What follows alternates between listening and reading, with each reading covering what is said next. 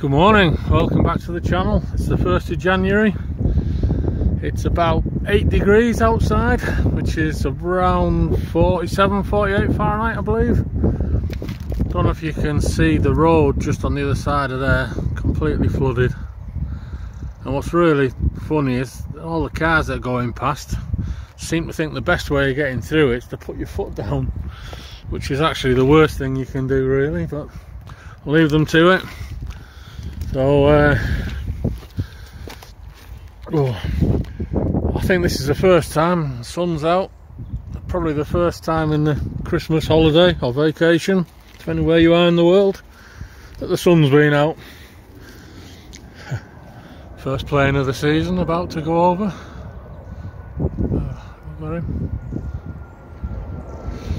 So unfortunately it's back to work tomorrow. This is the last day of my sort of Christmas vacation. Whilst it'll be Friday before I get down again, a load of kitchen waste and wanted to rebait the traps. I've not had a look in the greenhouse yet. Just having I wasn't sure if somebody had been in here and flattened a load of raspberry canes, but we've had some pretty high winds over the holiday. Looking at the black currant here, out of the way so the sunlight's got a nice buds on this black currant.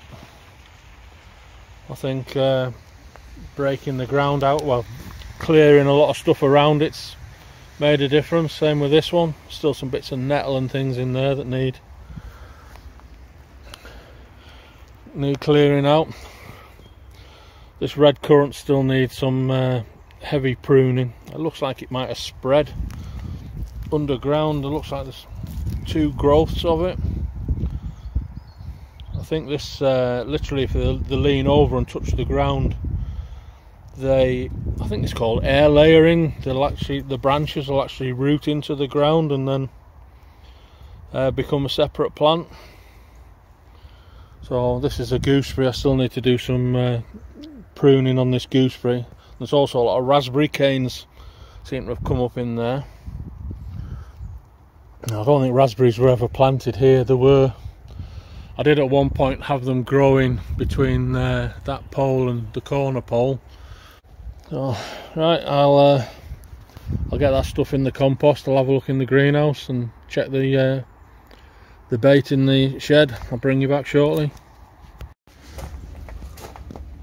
It's an interesting sign. Still some, unless they just riddled through it to try and get the chocolate chips out, but still some bits of that bait left there.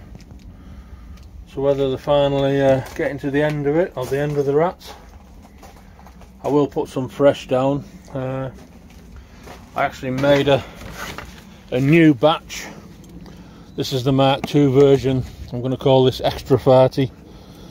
I doubled the amount of, I put white chocolate chips in this time, and I doubled the amount of bicarbonate of soda in it.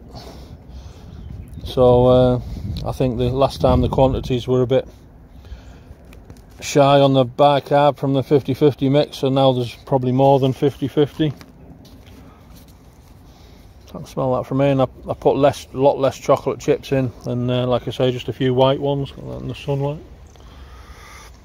So I'll put a couple more of them down in the greenhouse, and I did a couple of smaller ones. Just that's 1 jar of peanut butter, smooth peanut butter, 2 tubs of the bicarbonate of soda, and probably half a bag of the white chocolate chips. So I'll put I'm going to put a little one in the sheds. I think there's just mice in there. I'll put a couple more of them larger ones down in the greenhouse, and we'll see what they're like on Friday when I'm back again. Just opened the shed. That's the other wood I salvaged from work. That'll fill the gate. The other stuff will make a frame. But that's the light. Definitely the mouse shite all over the place there. Pardon my French. They've been having a good old go in there. But again, not all of it eaten. So whether they've gone away to bloat and die somewhere, I don't know. One of the things I do need to do early this year really is empty this shed, find where the hole is, and plug it. This was always pretty mouse proof, so I don't know where they've exploited to get in.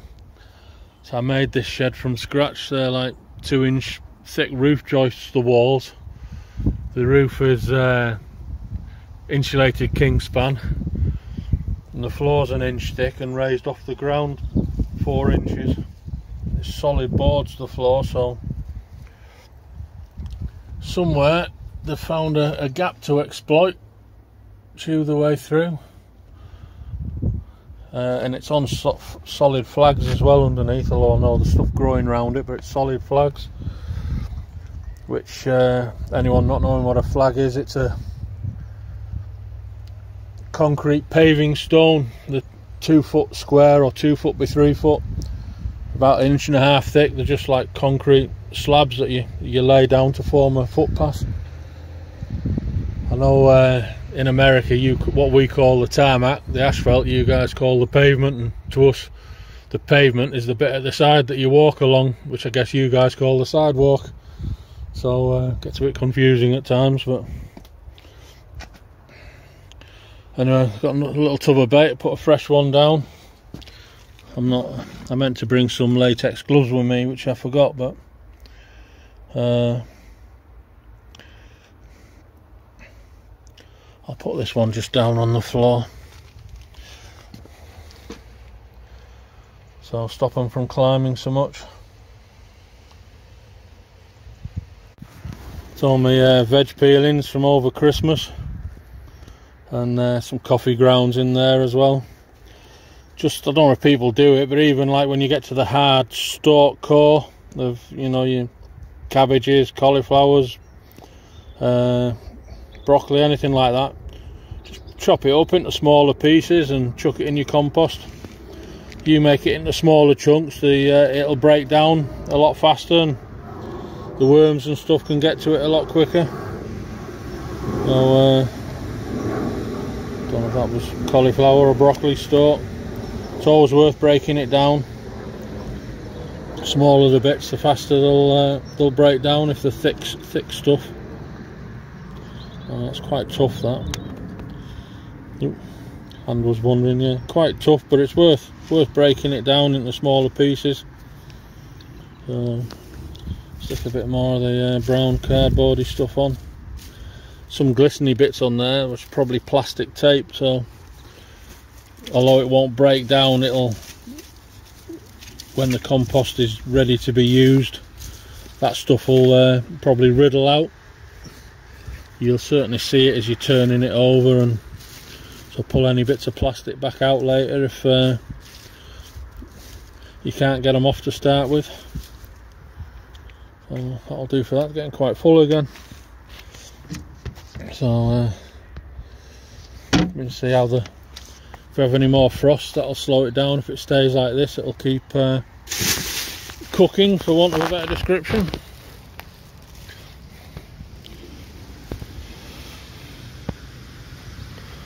Leeks are finally well, growing a little bit. You never know, by March I might have some edible leeks there.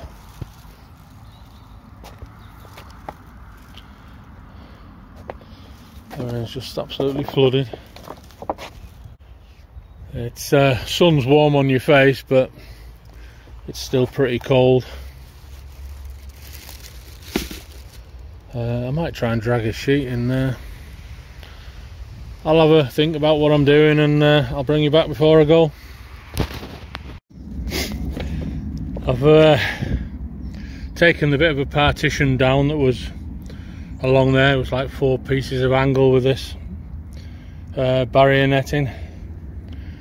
I've thinned out a lot. I didn't realise how many of them raspberry canes were just dead standing canes, so it's a pile there which I'll get in the incinerator on Friday and maybe get the fire going. Pulled a couple of sheets out. They used to be, I think my allotment neighbour trimmed them all down into manageable sizes. They used to be massive. They were literally a full side curtain off I had 4 of them, I think, side curtains off a 40-foot articulated trailer.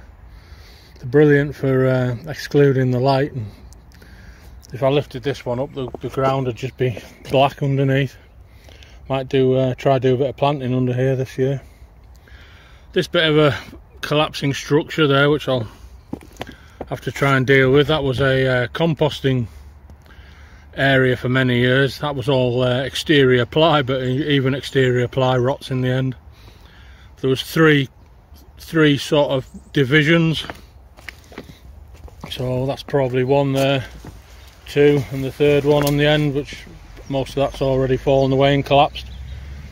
So what I used to do, I'd literally filled one of them with horse manure and filled the next one to it with all the conventional garden waste. Then every couple of weeks you leave one empty, you sort of turn one over into the empty one, then you turn the one beside it into the new empty one, and by keep turning it every couple of weeks, you know, it breaks down a lot quicker, decomposes and becomes compost a lot quicker. But obviously even like marine or exterior, I don't know if it was marine ply, but it was exterior grade ply, even that's just rotted away and collapsed, and I had painted it with a wood preserver. So I wonder if I've got a hole in my shoe. My heel feels wet at the minute. Just noticed my allotment neighbour is this gentleman's retired, so you can spend a lot more time when you're retired, but just to try and protect it a bit from wind and possibly frost. If it's a ground frost, he enclosed some little planting areas, and they were all overwintering garlic and onions he's got going there, and it's putting on a good show by the look of it. So there's rhubarb, I can't really see it, I wonder if I can zoom in. Yeah. Rhubarb there, on my neighbour's rhubarb all coming through. Have another look at his.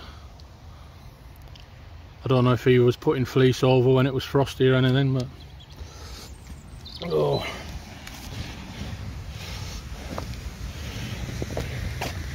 I wonder if I'm the first person that's actually done anything down the allotment this year. That'll be a first. So still a lot to do, a lot of sorting out and tidying up. And if I can keep this area clear, not grow anything, because of keep the sheet down, I'll be able to put a few tyres on here and grow some stuff in tyres in the middle of here. But that's not a bad idea, that. I might move some of my bigger tyres on here just to weight it down anyway. While I was clearing some stuff, I even found that. That's one of the blades off that cordless trimmer that I lost. Flew off. So a little bonus there, finding that. I'll stick it in my car. I've got some spare ones in my car, so I'll leave it with them. Just a weird observation, these are some old bricks. Now I think these all covered in moss are what they call a concrete common. These tend to go in your footings under the damp course, I believe. I might be wrong, I'm not a builder. But this one, I can reach it. They've like resisted the moss growth a lot more compared, and I think that's a paver, you know, for block paving. I've just dug a few more out and there's barely any moss on any of these. So I'll use them, hold the sheet down, move 4 tyres onto there, more to weight it down for the time being. I think before I put any compost in them, I'm going to have to try and just level the ground a little bit underneath, because it'll never be any good if it's like that water, or if the tyres don't sit flat, any moisture will just run straight out and creatures will get in. But for the time being, they'll hold the tyre down.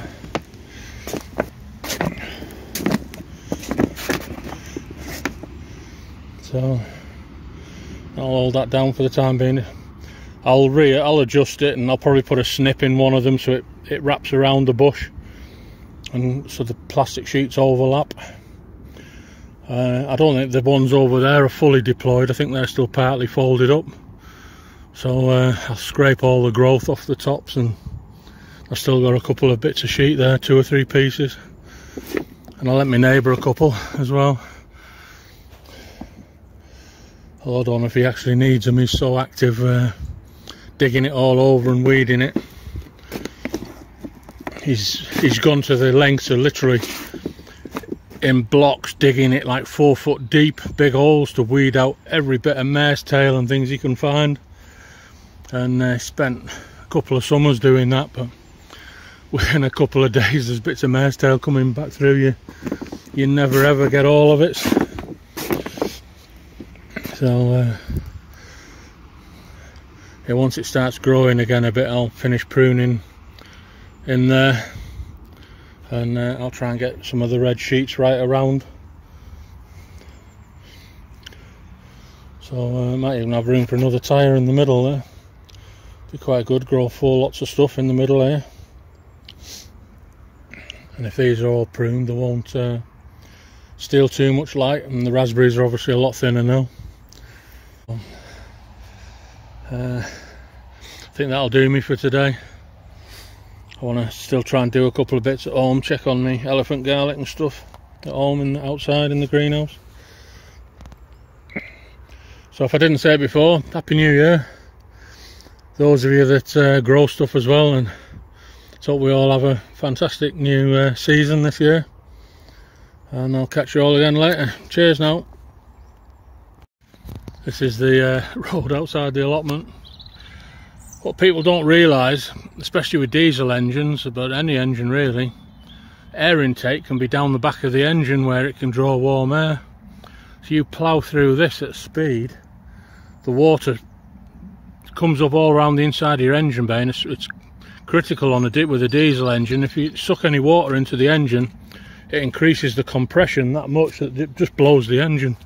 Best way to go through water is, I mean, I know my vehicle's got about 500 to 600 mil wading depth, so it's more or less knee height, but you don't want to create any kind of bow wave. If you just roll through it slowly, won't be an issue. See some of the Range Rovers and Land Rovers, and bearing in mind to my left immediately here is the start of a 30-mile-an-hour limit, but it's as if they're just charged to. It's like they accelerate, put the foot down, see who can make the biggest wave, I think, but they're not invincible.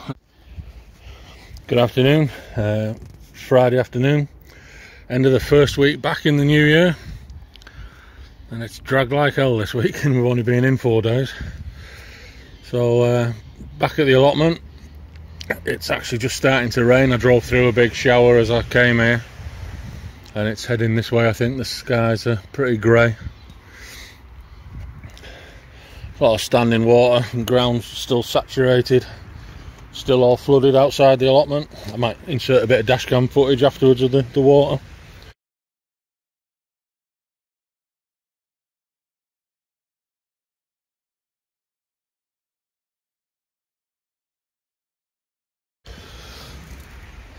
It looks like my visitors are picking the way through these now, just pulling the chocolate chips out at a guess. So whether there's something in the baking powder, maybe it's making them foam at the mouth as they're eating it, I don't know. So I've got some more that I made, so I'm going to put them down, save them going completely to waste or anything. But same with the little one in the shed, exactly the same. It's been picked through just to get the chocolate chips out. I've also just noticed this, I'm sure that wasn't there before, a hole through the sub base of the greenhouse. So that's like a passageway for any of them to get in and out. Now, I think I mentioned before, the greenhouse is set on like a rectangular timber frame, and when I originally did it, the frame's bolted to some like metal corner posts which I concreted in, so it's all set dead level and square and concreted in, so it should be quite easy really to just a few screws hold the greenhouse onto the wooden frame. It's not that heavy as it's aluminium and polycarbonate, it's not glass, so I could very likely, with the aid of my allotment neighbour, probably lift it off the wooden frame. Then I can make up a new wooden frame and put the greenhouse back on. So that'll be another job for the coming weeks probably. I might get a couple of like scaffolding planks or something like that, as they're usually pressure treated and shouldn't rot, or even roof joists. They've got to be pressure treated and rot proof now for any new build houses, I believe. So that might be something to look at. So I shall replace these two. I've not got anything for the compost or anything with me this week. Still using up well, the last stuff I made in the break. If any of you have never tried it, just a completely off-topic subject, but all your Christmas leftovers, get some of that ready-made pastry crust to make fantastic leftover pie out of your Christmas leftovers, but that's just my personal taste. This is the one in the shed. Again, that's been picked through. Take the chocolate chips out. In fact, something's been running around on my gloves there as well. There's little black mouse turds on the gloves. So I'll put them a bit higher up. So I shall reload these traps. I'm not going to stay long because I know there's some dodgy weather heading in. You can see the way the ground lies there, the way water's gathering in places, so that'll just need levelling out when I get to it. I don't really want to do it while it's so soft and muddy.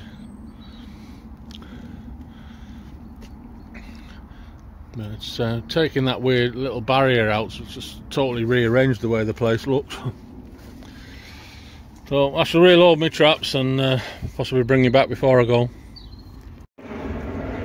I've put down 3 more of these, the last 3 I had made up, and I've put the little round ones in the shed. I've locked the shed door now,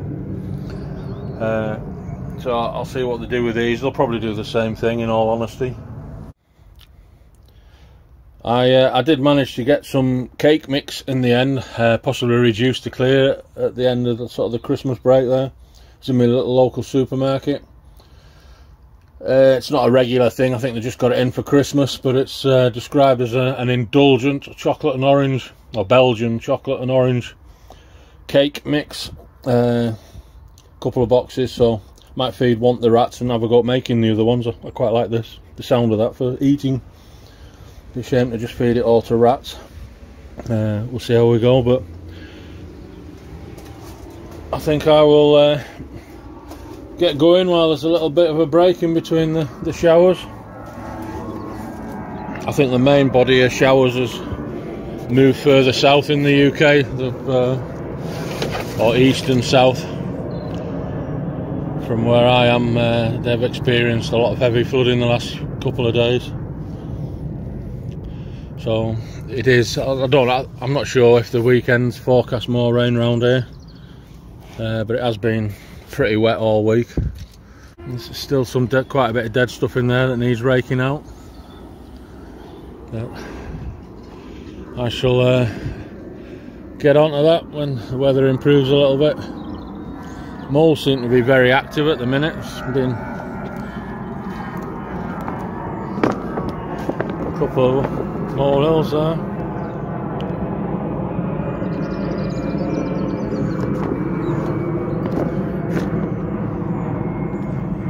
Very misty looking up. Barely see that plane, I can hear it. But right, I shall catch you again next time. Thanks for watching.